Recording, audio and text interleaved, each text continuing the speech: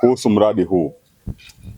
Kwanza, injinia, hakikisha hapa na mnasimamia vya kutosha kama mlivyoanza toka mwanzo, ili mradi huu wote, majengo yote ya ubora upatikane. Kwa hiyo hakikisheni hapa fedha ya serikali, malengo yaliyokusudiwa Mheshimiwa Rais yanatimilika hapa kwa kufuata taratibu zote za kihandisi hapa, ili jengo hili liwe imara. Lakini jambo la pili, tunajua wakati mwingine changamoto zinazotokea. Ni washauri sana hawa zabuni ambao kwa asilimia kubwa sana, kwa kuwa kazi kubwa imefanyika hapa na sehemu ndogo iliyobaki, ni vema sana tusivunje naye mkataba, kwa sababu ukiona hapa na kwa ukiangalia mazingira ya huku na mawe ukiambiwa napasuliwa milimani, na yeye kazi kubwa aliifanya, inawezekana kabisa ikawa fedha tunazo, lakini kaa tumemcheleshea kumlipa fedha zake. Kazi hii ni ngumu, mimi na wewe hatuwezi kuifanya. Sivunje naye mkataba. Sisi tumeona kabisa hapa kwamba kosa sio la kwake. Nikuombeni sana, ongezeni spidi, kaeni na mzabuni yule ambaye mlimpa kazi ya mawe, hakikishe mawe analeta hapa kwa wakati. Mlimpa kazi ya tofali hapa kwa wakati. Mlimpa kazi ya mbao, hakikisha hapa aleta kazi ya mbao kwa wakati. Mvua zikikatika tu, mimi niwahakikishie nakuja tena hapa kuja kuona mmefikia hatua gani.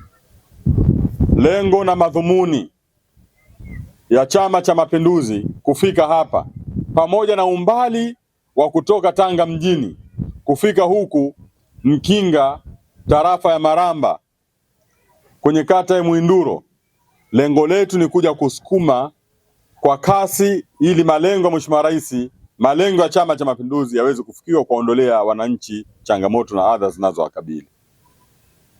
Lazima tuwaonee huruma watoto wetu wanaosoma kwenye mazingira ya huku, kama vile ambavyo mimi na wewe tunapenda watoto wetu wasome katika mazingira mazuri. Ndio maana Mheshimiwa Rais kwa kuitekeleza ilani ya Chama cha Mapinduzi ameamua kuleta fedha nyingi kujenga madarasa haya 4 na matundu 12 ya vyoo, ili watoto wetu waweze kusoma mahala pazuri, lakini pia waweze kujisaidia mahala pazuri pale wanapokuwa na haja ya kujisaidia. Ndugu zangu, kila mtaalamu wetu akitimiza wajibu wake, huyu atakuwa amekisaidia Chama cha Mapinduzi. Na sisi tuandika kwa wino wa dhahabu, mtaalamu yoyote wa serikali, mtumishi yoyote wa serikali ambaye anatimiza wajibu wake kuwaondolea wananchi changamoto katika mazingira haya yanayowakabili. Tuwaombeni sana. Mmekuwa mkifanya kazi kubwa sana na jitihada kubwa sana mmefanya. Upande wa afya mnafanya kazi kubwa sana. Upande wa elimu mnafanya kazi kubwa sana. Hizi changamoto wakati mwingine, ndugu zangu, tusizizoee. Wakati mwingine tunazoea changamoto, tusizoee kuishi na changamoto. Tunapoona changamoto, tuhakikishe tunaondoa changamoto zinazotukabili. Watu wa manunuzi ni watu ambao tunawategemea sana kuhakikisha kwamba fedha ya serikali inalindwa.